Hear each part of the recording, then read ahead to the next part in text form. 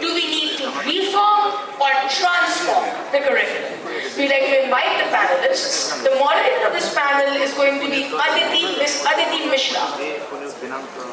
She is here, welcome ma'am. Then we have Dr. Jyoti Gupta.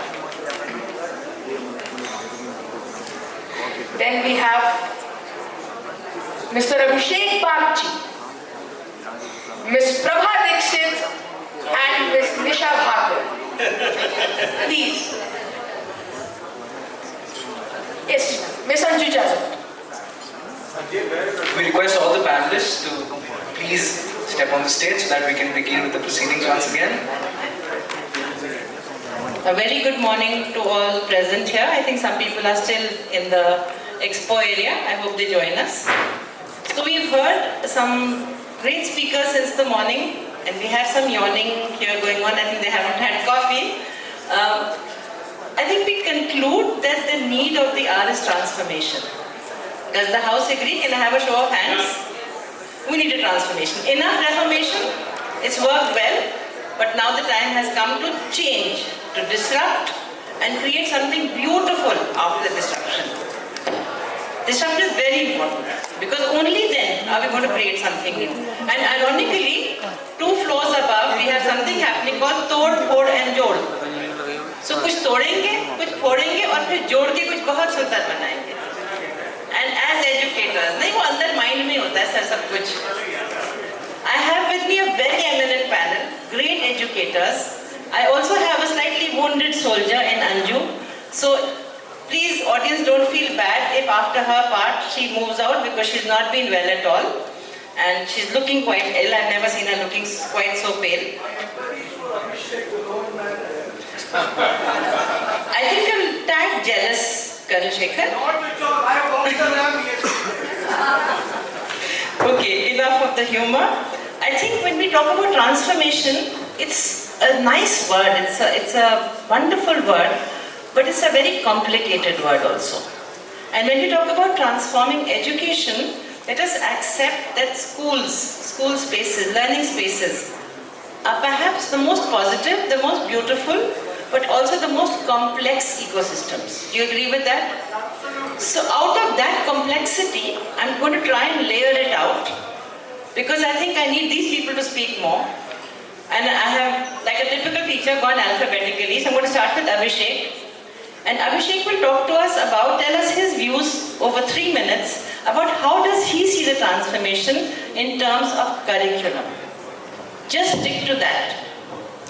Okay, thank you ma'am, thank you Aditi ma'am, thank you ScooNews, thank you Ravi.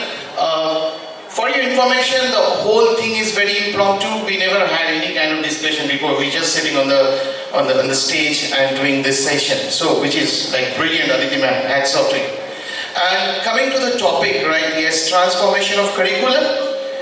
We all agree, right? But yes, I agree with ma'am. It's a very complex topic.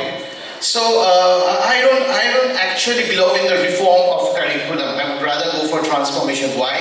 Because I agree with what pastors have said. We are doing it wrong. I really am a strong believer of it. We are doing it wrong. We are trying to map all our social, emotional, cultural skills with the scholastic. It should be the other way around. I feel that, I can quote Simon Sinek, right? The golden circle of starting with why and then how to what. I believe that why is the social, emotional, and cultural skill. That is where the maximum focus should be. And then think about the how, which is the competency skills. CBSE is very much talking about it. So they are mostly talking about how. We should be talking about why before we go to how. So the how are the competency skills, and that then comes the what, which actually most of the time in our myopic vision, we talk about the scholastic curriculum, which is most of the time our curriculum and lesson plan, and even the teachers are stuck to it. So start with that why. It's my request. Start with that why, which are all the social, emotional, cultural part. What are they? Allow an environment of mistakes. Let the students make mistakes. Let the teachers make mistakes. I hats off to the students who are like presenting this show today. Hats hats off to Sunbeam School. But I was noticing that they made a couple of mistakes, right? They pronounced the name wrong or something like that. And there were some kind of concern on their faces. Try to remove that. Try to remove that from their faces. Let them make mistakes because we need to accept that. So that chill in the spine need to go when you are doing it on the stage. So that mistake need to disappear, and then we'll be successful in that why aspect, number one. And number two, since all the eminent educators present in front of me all are hugely respected, and I would request, why can't we have an open source curriculum model? We have open source softwares, right? Right? We have open source software. Then why not we collaborate? Why not we have a cloud? We already know what is a cloud is thanks to pandemic. And why not we have a cloud where our open source curriculum is, and we all contribute. Like we are ready to contribute, I'm sure about it. And why not we contribute it? Why not all the stakeholders contribute? Why not we ask the students what you want to learn? Right? We talk about metaverse, we talk about cryptocurrency. My students are investing in cryptocurrency. How many teachers, how many educators sitting here know what is it? So we are not ready. We think that we are ready after the pandemic with our Zoom calls and everything. Zoom was there in 2011-12 also. We were not ready. We are not ready today. They have progressed. We have to catch up. So educators, please. And why we need to catch up? Because the students are trying to learn something, they're scratching the surface, they're not going to the depth. So we need to teach them, we need to go there and teach them. So it's a very huge topic, I'm not going to go there. But anyways, because technology is my favorite topic, so I don't go there usually because I keep on talking. Thank you, Aditi ma'am, for giving me the opportunity, but I feel we need a rehaul, we need a transformation of the curriculum, and I am sure that you are with me, each and every one of you. So let's do it. Thank you very much. Thank you. Thanks, Abhishek. That was very enlightening, and you got all the claps. I think the gentlemen were happy that the gent has got to speak. Thank you. I think we all know Anju very, very well. She has done impressive work in the field of experiential learning and also helped all of us. I think there's not many schools here which have not been trained by her in the experiential learning models. And she's also gone to other states to train teachers on how to teach in a way which is more joyful, which is more fun, and therefore will be more lifelong. We can't just use the word lifelong learning and not know what it means. When you enjoy something, you will remember it. It's as simple as that. Or you hate it so much that you'll remember it again for all the wrong reasons. So over to you, Anju, about how do you think we're going to transform teacher training and teachers in the classroom to bring forward this transformation of schools which we are all reading about? Okay, so the first thing I think is, we're focusing a lot on the what to learn. And I don't think that's the real issue. We have to focus on how to learn. Because in the how is embedded the what. And with the NEP 2020, it has brought in the framework of experiential learning. So in the experiential learning framework, the content will naturally come in. The whole point is to decentralize the curriculum. The curriculum has been centralized after the colonial, I won't call it an invasion, but the experience. Because the centralized curriculum came from there to take away the autonomy of teachers, headmasters, local villages, etc. Now what happened in that is that a bunch of people sitting in another city will decide what every child in the country will learn, irrespective of the diversity and the context. So with experiential learning, there will be an opportunity to reconnect the child and the child's context. What's the context? The context is a community. So if the children start doing things with the community, what's the curriculum? Curriculum is about life. I can't understand in this entire room how many of us were so thrilled and remember, the chapter 6 and page 340 of some textbook where we learned some definition. But if you ask, what do you remember from your childhood? Everybody say, I I remember the games we played, I remember the annual function, I remember the sports and the playground, I remembered our fights, and I loved maths because I had a great teacher. And I hated another subject because my teacher was not nice. So the curriculum transaction will happen. It will be successful when the teacher and the child have a good relationship. It's not about infrastructure of a school. It's about how that transaction, how validated does the child feel. And I'm sorry, our schooling systems have dehumanized the children. They have objectified the child. And to come back to the irrelevance of our curriculum, here I was in Dahod, in Gujarat, in a tribal school, trying to teach, what did the children need to learn? English. They wanted to learn English. These are tribal kids, coming with no shoes, practically just for the midday meal. What's there in the textbook of English as a second language? Robert Frost poem, Stopping by the Woods on a Snowy Evening. Lovely. The kids come they're in down forest, they've never seen snow. Robert Frost we can learn in master's level, great poet. It has nothing to do with the child who can't even say his name in English. So, the experiential learning now, and I'll come back to the question of teacher training, is going to create an opportunity for us to do projects which are meaningful to the child and which are relevant to the community and the human needs right now. Now, I'm also on the National Focus Group for Curriculum Development. So the SGEF2022, which will come out this year, I've been on the committee. And what we have proposed is, first of all, which I very strongly said, please free us from the shackles of textbooks. Textbooks have enslaved us, and Gandhi said the same thing. So the first thing is, do away with it. They're redundant. By the time the things come, textbooks are choices made by authors, and it comes down to the lowest common denominator. So we need to give autonomy to the schools. Let the teachers decide. Let schools decide what is important for us. And that is coming through the NCF 2022 this year. The second thing that in the NCF which will come out, the curriculum will be on human developmental goals. Right now NCERT has come out with the Foundational Years program, which is based on developmental goals. Health and well-being, effective communicators, involved learners. Isn't that wonderful? I think India is the first country in the world to bring in major reforms, of this size. And we must push it. Finland is a small country, 3,000 schools. Look, that's just a little area in a city in India. But the reforms that the NEP 2020 is bringing in, I can tell you because in France, with Pascal and I, we work with the education ministry there, they're stunned. They tried reforms in France and they had to roll back. They had to roll back because of protests from teachers. In India, we brought in the framework already. Now you're empowered to change. Earlier we didn't have a policy that allowed us. So to come back now to the teacher training aspect, Aditi ma'am, I would say experiential and joyful teacher training as well.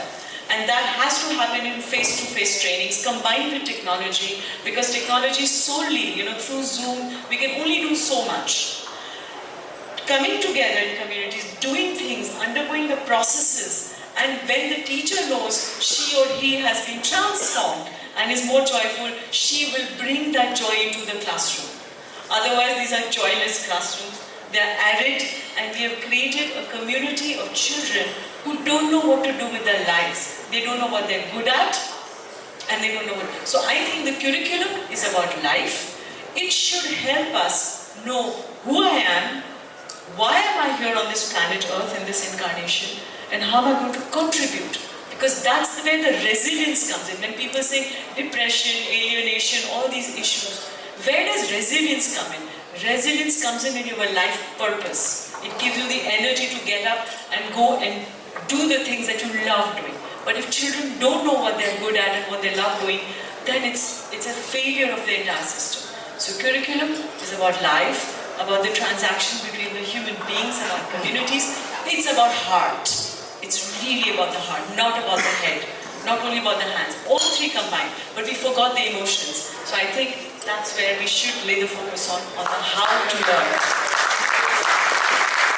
And very well said, Anju. And I think, again, at the heart of it is the teacher, because she is in the classroom. She has to motivate. And honestly, if we do not transform teacher training, We'll have teachers teaching the same way as they did in the past. But that's how they were taught. And if they teach the way they were taught, they're not preparing our children for the future. We are preparing robots, as you said. Absolutely. So, and ma'am, I would add one more thing. The status of the teachers in this country has to be given the right status. Our teachers have a low status. You know the famous horrible saying, those who can do and those who can't teach. No, we are here because we chose to be teachers. This is through our love. And in India, I think there should be a movement where we give back the respect and the high status that the teachers and educators truly deserve. Agree completely.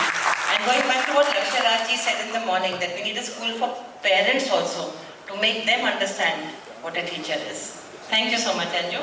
Now coming out of this curriculum and teacher training comes the inevitable question of assessment. So, reams have been written about assessments. And we are very fortunate to have someone like Jyoti who has worked with assessments with CBSE. She's worked at the holistic report, progress report as well. So, Jyoti, how do you think we can transform assessment in such a way that it no longer remains the threatening, demonic shape that it has right now? Assessments. Now, I think as a country, for many years, for decades, for a lifetime, we've understood the meaning of assessments as testing children, as wanting to know what the child knows and what the child doesn't know. But that's not what assessment is. Assessment means development, and development of a child, and period, full stop. Nothing more than that. That is why assessments today have to be transformed. All the teachers today need to understand that the purpose of assessing a child is not to just understand whether the child has understood, not understood, can perform well in an exam or not. That is why 3 kinds of assessments, so now 4 kinds of assessments. The first is assessment for learning. The second is assessment as learning. The third is assessment of learning. And there is yet another kind of assessment, that is the diagnostic assessment, which has become very relevant today after the children have come back from the pandemic. And there has to be a 360-degree assessment of a child, where it's not just the child who's being assessed and reported after being, after the learning has happened in the classroom, but it is also the assessment of the teacher that becomes very important, that somebody who's transacting in the classroom is able to deliver or not deliver. So when we talk about assessment as learning, it becomes an integral part of the transaction. It becomes an integral part of the pedagogy. That is the way the teacher is transacting in the classroom, the way she is teaching. As Anju rightly said, how is very important. How are the children learning? What are the different ways of assessment that the teacher has built into her pedagogy? That becomes very important. And once we assess the children, it is important to also diagnose whether they've learned or they've not learned and offer the remediation. So the cycle keeps going on till all the children have attained the learning outcomes that have been set aside for them. Learning outcomes are extremely important. The new National Education Policy 2020 lays a lot of emphasis on outcome-based education. When we talk about learning outcomes, when we talk about competency-based education, when we talk about outcome-based education, the measuring of outcomes become very important. It has to be measurable. So what was the child, at what level was the child when the transaction started, and whether the child has attained all the learning outcomes that have been set aside for that particular topic, it becomes very relevant and very important to actually, for the teacher actually to see that. So that's assessment for learning. When the children are involved in the process of learning, we've had a full session on lifelong learning, or children being learners throughout the life, or we being the learners, then the process of learning becomes equally important. It's not just the learning outcomes, it's also the process. So metacognition comes in here. How the child learns, what is the way the child learns, what is the process, that everything becomes very important. So that's why when we talk about the 360-degree development, the self-assessment, the peer assessment, the parents' assessment, the teacher's assessment, everything is relevant and it becomes very important. So the third is, of course, we all are familiar with assessment of learning, where we talk about the summative examinations, and we talk about the year-end or the term-end examinations, where it is a finality.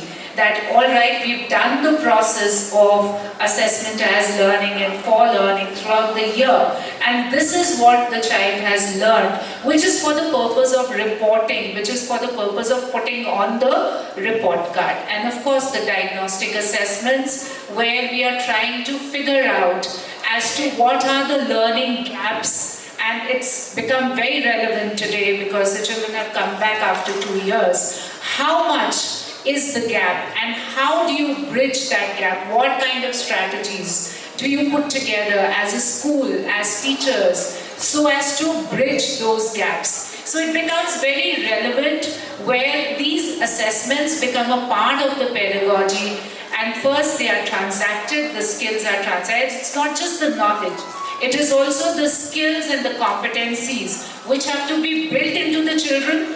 They have to be assessed, and then they have to be reported. So it's not just the cognitive domain, it is also the psychomotor domain which becomes very important. It's also the integration of the different forms of art, whether it is the visual art, it is the performing arts. They all are a part of the pedagogy, and they are building the skills in the children. So the cognitive domain, the psychomotor domain, they all have to be assessed, they have to be reported. Only then we say that we have 360-degree assessment of the child. Thank you. Thank you, Jyoti. So this is a transformation indeed, that we have a 360-degree assessment of the child, where he or she also assesses himself or herself. I now move to Nisha. Again, I'm saying, I keep on thinking about how fortunate we are to have people who have worked in these domains. So Nisha has set up several schools and created infrastructures that have been transformative for the children, for the parents, and for the teachers. So how do you think infrastructure and learning spaces need to be transformed in schools so that the whole process is a more joyful one? Over to you, Nisha. Good afternoon, everybody. So I'll just speak from my little experience that I have. I haven't read too many reports or too many surveys or researches and all of that. What's worked for me in the last few years, where we've been setting up schools in cities like Gurugram or Jaipur or Hyderabad, or a city like Nellore, which most of you would have not heard. I think I'll keep it very simple. That's what I want to keep my life, and I keep reminding myself. Especially when you come to a conference like this, बहुत खौफ लगता है, बहुत डर लगता है, क्योंकि बहुत बड़ी बातें होती हैं. So I keep reminding myself, Nisha, confident yourself. Don't get carried away, and I'm being very honest when I say that, because I do get mesmerized, I do get, obviously influenced also at times when what is spoken. But what's worked for me, in terms of the infrastructure is, yes, I've been fortunate to work with managements which have loaded me with money, and we've built beautiful buildings, which people say, wow. But I think what happens, the infrastructure, the most important place is what happens inside the classroom. And inside the classroom, having worked with IB, Cambridge and CBSE and State Board as well of Andhra Pradesh, which is supposedly one of the toughest, what I've realized, what works for every child and every teacher is a lot of love. And I consciously play that in all my schools, all my websites also have that, and we keep reminding ourselves. Classrooms need to be, infrastructure needs to be, every corner has to be filled with a lot of love. It has to be very safe. It has to be welcoming. It has to be a space where the child is wanted. It has to be a space where he feels that I am valued. And I took a sabbatical last year, for 1 full year, and that was a whole drive because my son has grown up now, done a few mistakes with him, learned something from him, and the whole journey was about what is right and what's wrong. And I just realized that itna paisa bhi nahi chahiye jeene ke liye. You can still earn a little money and have a good party. You can still lead a good life, but in the end what happens is, do you feel valued? Do you feel that you belong to someone? Do you feel that people welcome you? And I think if infrastructure, beautiful, big, small, whichever place it is, if that is a space it creates for every teacher and every child, I think then it's a beautiful infrastructure.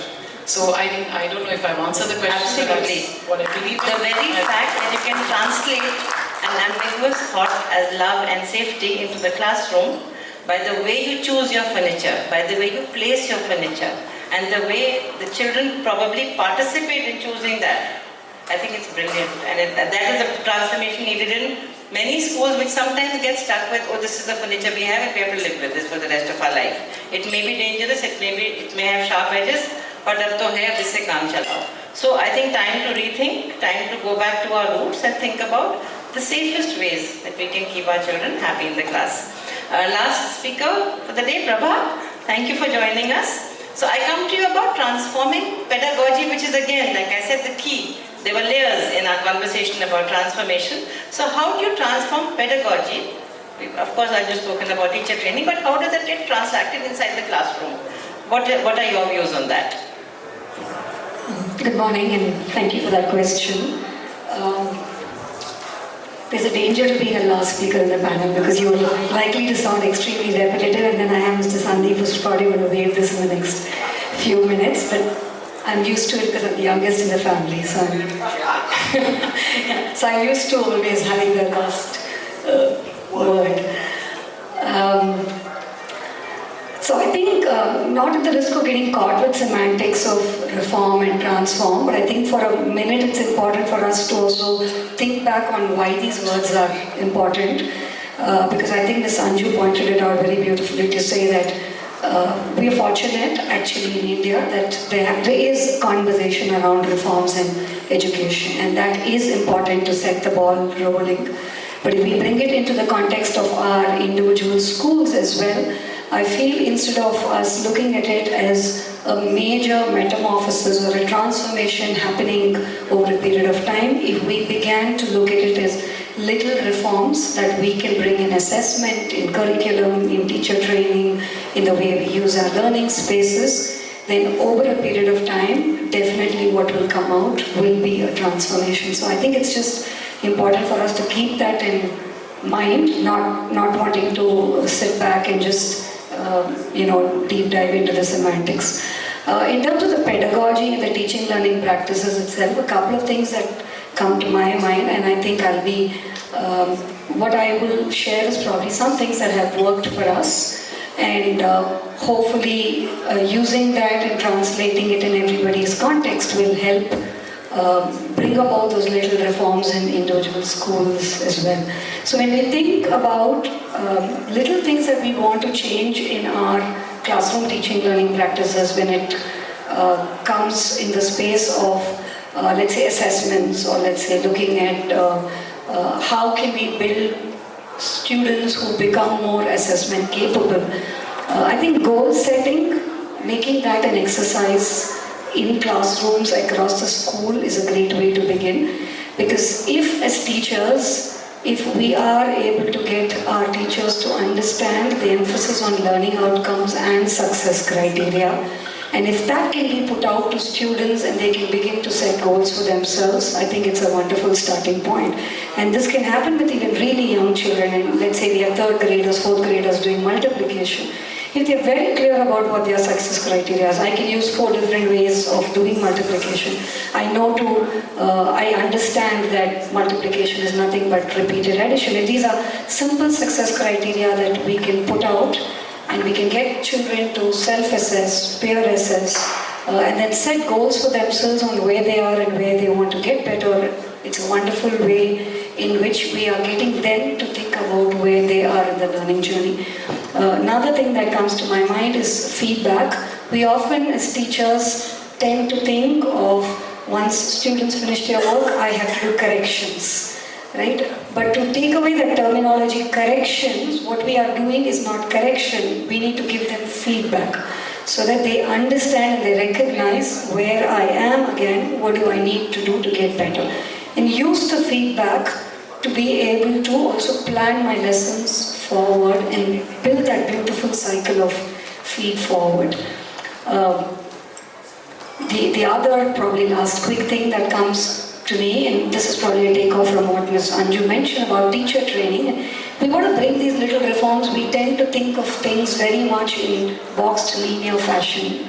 If we want to even help our teachers understand goal setting or success criteria, feed forward, we tend to think of pre-service training, in-service training, how many days am I giving for PD and so on. But if we can look at how we can have our teachers work in a more networked model where there's a lot of peer-to-peer coaching, there's more mentoring, there's class observations, people walking into each other's classrooms. So if I'm very good with success criteria and I have a colleague who's been wonderful in helping their students set goals, could we learn from each other by observing each other? So comes back ultimately to the context of more trust building, setting culture appropriately and focusing on that as a school. All of those little things, I think, ultimately help. Thank you, Prabha. I think in terms of transformation, if we also, as educators, think of giving more voice to our children. Let the teacher not be the one as the only receptacle of knowledge. I mean, that's no longer true, firstly. Allow children to be part of the teaching learning process, and I think there's much to learn from each other, for the children and for the teacher. I think we have finished in record time. We still have 4 minutes. We are open to questions. You have to specify to who you are asking a question, and please go ahead and ask. And if there are no questions, that means that we've done a really good job. And Colonel sir can ask a question. Only me. That is favoritism. Oh. I was told to not. By whom? By the first speaker of the day. No, so it's not a question. I saw some fronts during one of the phrases used. I think we were referring to teachers as her all the time. So I think gender bias can work both ways. So yeah, so gender bias can work both ways. I think we have both genders contributing equally to the goodwill of students and school systems. Yeah, thank you. Okay, point taken. And we were open to questions actually. Any question? Yes, Mahatma. No, that's not the question. It's about, when you say her. My submission to the entire fraternity is that unless there is a mother in you, I think it will be difficult. Thank you so much, Mother. I agree with you completely. This is again not a question. And that's why we have the word mother tongue. Mother tongue is the one which is filled with love, affection, oneness. Yes, sir. Ma'am, not a question, but just to share with everybody, since it's about assessment, I think all as principals or as educators, we all have a prize distribution ceremony in school. And there's a lot of debate whether that should go on or not go on. What we do in our school to give the not so intelligent learner all the importance. In our assessing of students, we start our prize day not with the first in class or the highest in the subject. We started with the most honest boy, with the most truthful boy or girl, with the most helpful student, with the student who has metamorphized the most, has made the most improvement, and that's how you encourage others to do even better. I think the assessment needs to be made in a more broader term, where you don't just academically assess a child being good or not good. It's very true. Many of us who are principals were not the first rankers, and we were not 90%ers. Well said, sir. But may I request ScooNews, if you are here, we'd like to hear more about this, because I know if I give a best, most honest child award, I'll be shredded into pieces, which I will not be able to collect together. We need to have quantifiable. So I agree with you that we have to recognize more than just scholastic grades. We need to recognize sports, music, dance, community service, which is quantifiable. If I could share another idea actually, which is, since you mentioned the word sports, it's slightly off the topic, but there are several students in our school who love sports. They don't have a place to play around their house, most of them live in flats. And parents are all into art class and karate class maybe, and one tuition into the other. So we came up with a lovely idea and we started a sports division in each class. I thought of one division in each class, but the response was so great. We have 2 sports divisions in each class. So what we do with these sports divisions, from 8 o'clock to 11 o'clock, they are just trained in the sports they love. And from 11 to 3, they are taught only the core subjects. It's working wonders. These are the children who love being outside the class. The rest of the school is very quiet, and these children, when they get back to class, I was worried whether they would be tired and sleeping for the rest of the school time. But it's not happening. They're wide awake, they're happy, they're grateful. Okay, I'm getting very bad looks from Sandeep now. So I better get off this stage. I will point out one thing. What are core subjects? And if you say history is not a core subject, I might erupt. No. Maths, English, history, SST, vernacular. So core subjects, everything is core. Every subject is a core subject. Till a child chooses not to do it. Idea is great. What we look at is core, non-core, we leave it at that. But please give me a round of applause. Now the ideas are shared. Thank you. One point to be made since he asked me, teacher training. We talk about it so much. Why is it so difficult for teachers to be trained? Anyone can answer. Okay, can I? Again, we are going back. Sir, I'm answering. Okay, so I'm again going back to the same social, emotional, cultural part, because we talk about social, emotional, cultural of the students. We must have a platform to talk about the social, emotional, and cultural learning of the teacher. Also, we should talk about differentiated learning process of the teacher, and not only differentiated learning process for the students. Teachers are also different. They are not the same people. We cannot have same module of training for all teachers across the schools. So they need a differentiated. There are people who actually learn kinesthetically. You can get up and then they will learn. It's not that they will be learning only by hearing. So it's in the course of pursuit of happiness, we are sometimes getting confused with happiness of pursuit. We should be focusing on the happiness of pursuit more than pursuit of happiness. So that's the learning where the happiness will come. Yes, ma'am. So I want to respond to your question because I think fundamentally your question is wrong. Because teachers are not difficult to train. I have never faced that problem ever in my life. Off stage. Yeah. So I'll just close with the thought that I think we don't have the right people to train teachers, and we don't do it all through here. Thank you so much. Yes. Off stage with me. Thank you very much for being part of the panel.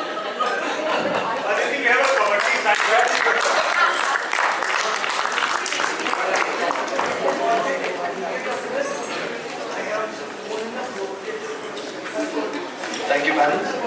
We'd like to call Mr. Sandeep. Sandeep sir is already on stage for the felicitation.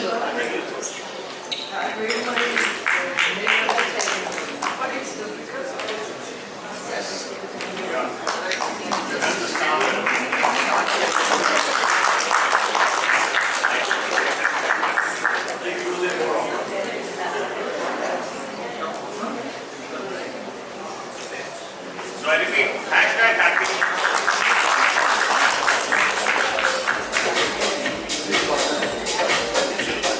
Hashtag happy teachers.